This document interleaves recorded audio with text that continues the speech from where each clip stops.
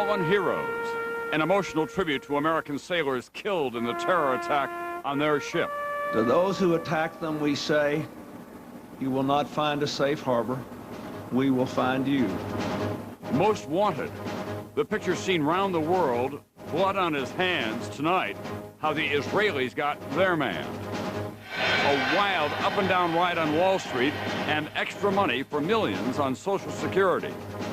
And The Family, the first proof that a groundbreaking operation to save a little girl's life may be working. From NBC News, this is NBC Nightly News with Tom Brokaw. Reporting tonight from Washington. Good evening from the nation's capital on a day of emotional farewells, the USS Cole Memorial, financial anxieties, a wild up-and-down day on Wall Street, and political claims and counterclaims after the final presidential debate. We'll begin tonight with the Navy service for the victims of that terrorist attack on the USS Cole in Yemen. It was a service of melancholy remembrance and steely determination. NBC's Kelly O'Donnell in Norfolk, Virginia. Today in Norfolk, against a sea of white uniforms, 5,000 gathered to honor the fallen sailors. We lost a part of America, a part of ourselves. The scars of that faraway blast so visible here, on faces. We feel the hurt. On stretchers carrying the wounded. We feel the tears. On the hearts of families whose grief is still beyond consoling. We mourn their loss, celebrate their lives. We know we will never know them as you did or remember them as you will. The first time you saw them in uniform, or the last time you said goodbye. But this gathering will let the nation know their sacrifice. The 17 sailors of the USS Cole who left home from this port in August, never to return. Death snatched them away in one violent, unsuspecting moment, while they were making sure that the American people and our friends moved easily in a dangerous world. This was a time for comfort and tears, but also the promise of retaliation. To those who attack them, we say, you will not find a safe harbor. A pledge that gives reassurance to Virginia Brown, whose husband is still on the Cole. I want them to find them, and I want them punished to the fullest extent of the law, because it was cowardly, and those men and women didn't deserve to die the way they did.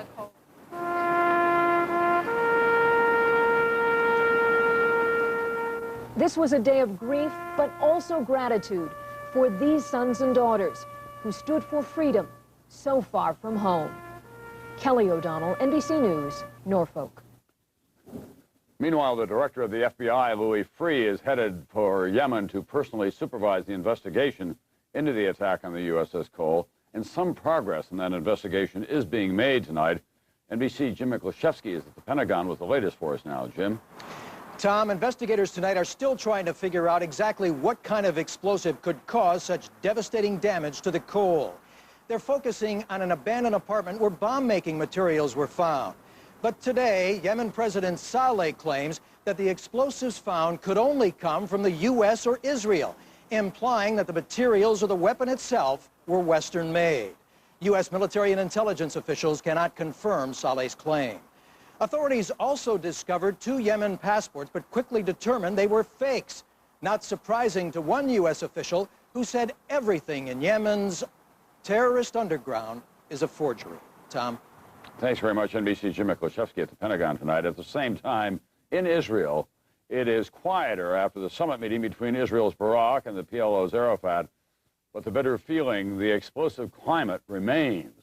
The Israelis remain enraged by the mob killing of 2 Israeli reservists. As NBC's Martin Fletcher reports tonight, they have up to 8 of the suspects now. Martin, what's the latest there?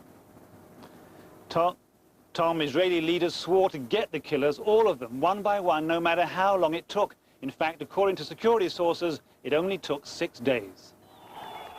the image that shocked the world, a jubilant Palestinian literally with Israeli blood on his hands. Tonight, security sources here say he's under interrogation in an Israeli jail, questioned about his role in this. Last Thursday, about a dozen Palestinians stab and mutilate two Israeli soldiers in a Palestinian police station. One body is tossed down to the chanting mob, then dragged through the streets. The victims can only be identified by their fingerprints and dental records. Israel was quick to retaliate, within 5 hours striking back with surgical precision. The army gets the order, hunt the killers. Most wanted, the man with the bloody hands. Palestinian sources say he's a physics student. The Israelis put their top anti-terrorist unit on the operation, seen here training. Just hours after the peace summit ends, the Israelis capture up to 8 Palestinian suspects. According to Palestinian police sources, some of those arrested, their fellow policemen. It's bad for us. For the Palestinians, very, very bad. Israel's Prime Minister himself part of the country's long tradition of avenging murders. He led their elite commando unit. Here in 1972, pistol in hand, a dead Palestinian hijacker at his feet. Amnon Lipkin-Shahak was in the unit. This kind of crimes will not pass nearby without being punished. And the Israelis never give up. They've tracked down and killed all but one of the Palestinian terrorists who murdered Israeli athletes at the 1972 Olympics. At the destroyed police station where the Israelis were killed, nobody would talk. Police afraid of Israeli revenge. It was mostly quiet in the streets today, almost no reaction to the Israeli raid. Most Palestinians say the killing of the 2 Israelis was a huge mistake that harmed the Palestinian cause. Tom? Thanks very much, NBC's Martin Fletcher in Israel tonight. Meanwhile, on the financial markets, it's been a day of high anxiety, welcome and unwelcome news. The turbulence in the stock market driven in part by inflation reports, but those same reports mean a pay raise for Social Security recipients. On Wall Street, after a year of up, up, up, it's now down, up, down, and who knows? NBC Chief Financial Correspondent Mike Jensen tonight. In the first 20 minutes of trading, the Dow Jones average in free fall, down a heart-stopping 435 points, hammered by signs of a business slowdown. IBM stock takes a huge hit. Then in the afternoon, the market bounces back as bargain hunters like Camille Pisani move in. When these sorts of things happen, I definitely look for a bargain. The Dow closes at 9,975, down 114 points. NASDAQ closes at 3171, down 42. What now? A lot of analysts think that with the partial recovery, the market may now be poised for a comeback, but they're still taking it one day at a time. Frankly, I was impressed that we were able to come back, that we didn't have panic late in the day. Meantime, good news today for 45 million Americans collecting Social Security pensions, including Helen Gordon. An extra $29 a month in their checks on average starting in January, the biggest increase in almost a decade. It would help a great deal because I take 9 medications a day, and that is all quite expensive. The cost of living increase coming at a good time because prices are rising. New numbers out today show not only sharply higher prices for gasoline, heating oil, and natural gas, but also things like health care, up almost 0.5% in just 1 month. Tobacco, up 3.5%. Cigarette companies jacking up prices to pay for expensive liability settlements. It's just outrageous here. It makes me want to quit smoking for the price of $5 a pack. So how are rising prices and turmoil on Wall Street affecting Main Street? People are getting a little nervous and trimming their Christmas lists, but largely because this economy has gone from near perfection to merely ordinary. The danger is growing. People don't feel as flush when their stocks have been hammered. And if they cut back on their spending, the overall economy falters. So far, it's only a slowdown, no recession in sight. But for retirees like Helen Gordon and all 276 million other Americans, a warning from economists that the yellow light is flashing. Mike Jensen, NBC News, New York. Still ahead here tonight, the family, and it looks like a groundbreaking transplant to save a little girl's life is working. There's lots ahead of us and things we're still worried about, but seeing Molly be happy and being Molly again is the greatest gift to us. All in the family, an exceptional transplant from baby brother conceived for that purpose to big sister. And in depth, the Truth Squad, the federal surplus, and the candidates' wish list. Is all that extra money really going to be there? On NBC News in Depth tonight, our Truth Squad takes a look at whether these presidential candidates' plans for spending the federal surplus are realistic or mostly empty promises. On this day after the final debate, George W. Bush was stumping in Wisconsin and predicting the race would, in his words, go down to the wire. At a town meeting in Iowa, Vice President Gore said Bush's plan on Social Security simply doesn't add up. NBC's Truth Squad has been doing the math on the federal surplus and all those promises. NBC's Lisa Myers begins our in-depth reporting. Even as the economy shows signs of slowing, jeopardizing huge projected budget surpluses, Bush and Gore on the campaign trail today promising hundreds of billions of dollars in tax cuts and new spending. The marriage penalty is unfair. It's an unfair part of our tax. Invest in priority areas like public education. Yet each accuses the other guy of fiscal irresponsibility, of squandering all the projected budget surplus.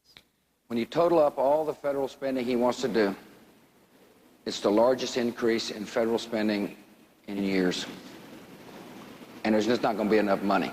Now, because the governor has all this money for a tax cut, mostly to the wealthy, there is no money left over. Most independent experts say they're both right. The truth, they say, both candidates have overpromised. Both campaigns essentially plan to blow the entire surplus on tax cuts and spending increases over the next 10 years. We don't know we're going to have all of that money.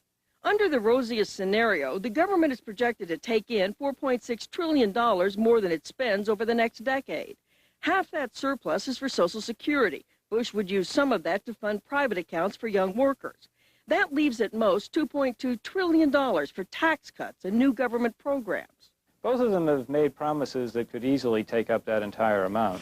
What's more, an independent report warns that the surplus may be partly a mirage. Why? Because Congress and the president have increased spending twice as fast as anticipated. If spending continues to grow at the same rate that it has over the past 3 years, then 2/3 of the surplus goes away, vanishes.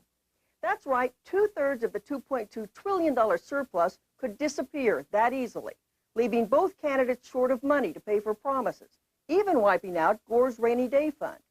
Yet you'd never guess that from their rhetoric. Promises made will be promises kept. We both made promises in this campaign. I promise you I will keep mine. Promises experts say will be very hard to keep, given the ways of Washington and economic realities. Lisa Myers, NBC News, Washington. Of course, a lot of what a president gets done depends on who controls that building behind me, the U.S. Capitol. NBC's Ann Thompson continues in-depth reporting tonight with the battles for control of the House and the Senate. The high-stakes battle to control Capitol Hill today fought in the high-rises along a 91-mile strip of Florida's coast, from Palm Beach to Miami Beach. Thank you. Republicans' hopes of hanging on to their slim majority in the House resting with endangered incumbents like 20-year veteran Clay Shaw, facing a tough challenge from Democrat Elaine Bloom. It's an opportunity to take back the United States House of Representatives. To win the House, the Democrats need to pick up 7 seats. Today, 21 are considered toss-ups. Analysts say a key to a Democratic victory, winning a majority of the close races out west. Until this week, the battle in the Senate just as close, but the math now changing with the tragic death of Missouri Governor Mel Carnahan, one of the Democrats' best hopes for winning back the Senate. That seat now expected to stay in the Republican column, making it almost impossible, many believe, for the Democrats to gain control of the Senate. Analysts say the Democrats will most likely lose the seat they hold in Nevada. So in order to win the Senate, they would have to keep all the other seats they now hold, including New York, where Hillary Clinton has a slight lead, and Virginia, where Chuck Robb is in a tough fight for re-election. Then win the open seat in Florida and defeat Republican incumbents in Delaware, Michigan, Minnesota, Montana, and Washington. Democrats would, in fact, have to win every single close race to get control of the Senate, and that's pretty unlikely. Adding to Democratic worries, Joe Lieberman's insistence on running for both vice president and Senate. If he wins both offices, his Senate successor would be appointed by Connecticut's Republican governor.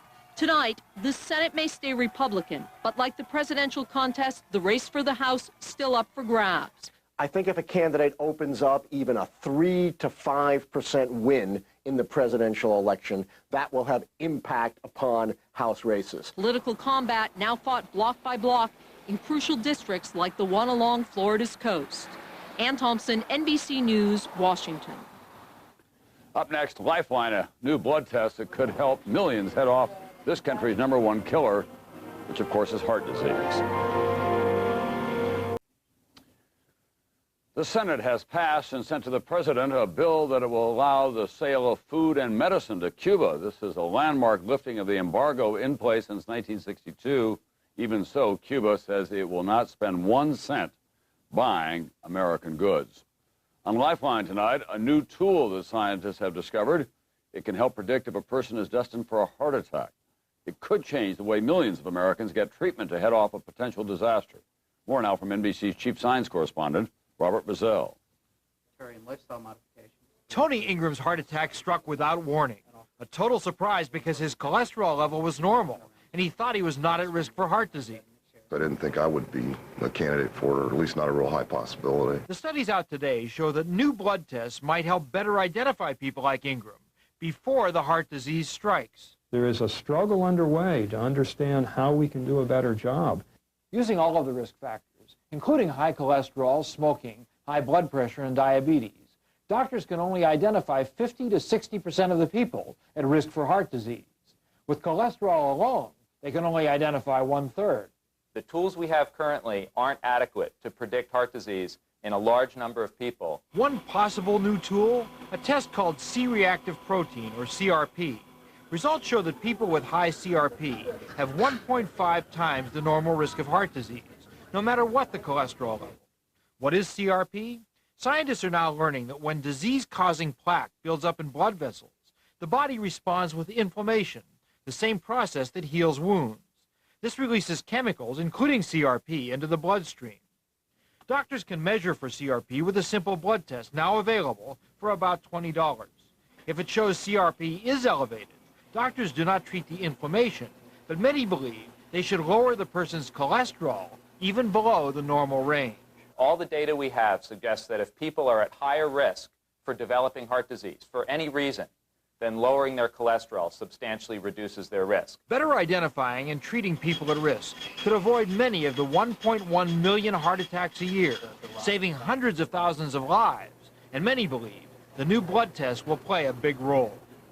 Robert Bazell, NBC News, New York. I'll be right back. Tonight's look at the family. Tonight on The Family, having a larger family to save a child. That was a controversial decision that we told you about earlier this month, made by a couple who had run out of ideas and money in their efforts to find a treatment for their daughter's rare and fatal blood disease. Did it work? Here's NBC's Robert Hager tonight. A remarkable health report today for 6-year-old Molly Nash. Just 3 weeks ago, she got a transplant of blood and stem cells from her baby brother, Adam. A baby her parents brought into the world specifically to save her from the potentially fatal inherited disease that gives her defective bone marrow and blood. Today, word from Dr. John Wagner at University of Minnesota. This transplant is working. What was extraordinary about it was the fact that the bone marrow was recovering so rapidly, much more rapidly than actually I anticipated. Molly's mother, Lisa, overjoyed. The first true, concrete evidence that it is working. Father, Jack Nash. Oh my God, we're ecstatic. It's been a long road. With little chance at finding a perfect matchup for a transplant, they chose a controversial procedure, one that took 5 years of trying and over $50,000, mostly borrowed, all to conceive test tube embryos that could be examined first until one could be selected that was free of the genes that cause Molly's disease and right for a matchup. When Lisa gave birth to Adam in August, blood was drawn immediately from his umbilical cord to save for Molly. But first, Molly needed frightening chemotherapy and radiation. In came somebody with goggles on and a face mask on and gloves on, purple gloves and a green gown, carrying this bag that said biohazard. The purpose, to rid Molly of her old defective cells. No turning back now. Until days later, she gets the transplanted cells from her brother. But would her body reject them or suffer infection? She slowed down, avoided favorite activities. She was too tired to dance. She didn't want to dance. She didn't feel like dancing. Then suddenly, Molly heard music and began dancing again. And she danced around in my heart. I mean, I started crying, and it was just fabulous because my little girl was my little girl again. And now it's confirmed. She seems on the road to recovery. A controversial procedure, if an embryo is selected for birth, in this case to save a life, could one also be selected for other reasons, to have an intelligent or good-looking child? Difficult questions, but not ones for Molly's parents. Our little son, in no effort of his own other than coming out of the placenta, has given Molly the greatest gift, and that is a chance at life. As of today, doctors say, a 2- to 3-fold better chance for Molly of a nearly normal life. Robert Hager, NBC News, Washington. That's Nightly News for Wednesday. Tomorrow night, the fleecing of America. We'll take a look at all the pork coming out of that building behind me. I'm Tom Brokaw in Washington. I'll see you tomorrow night.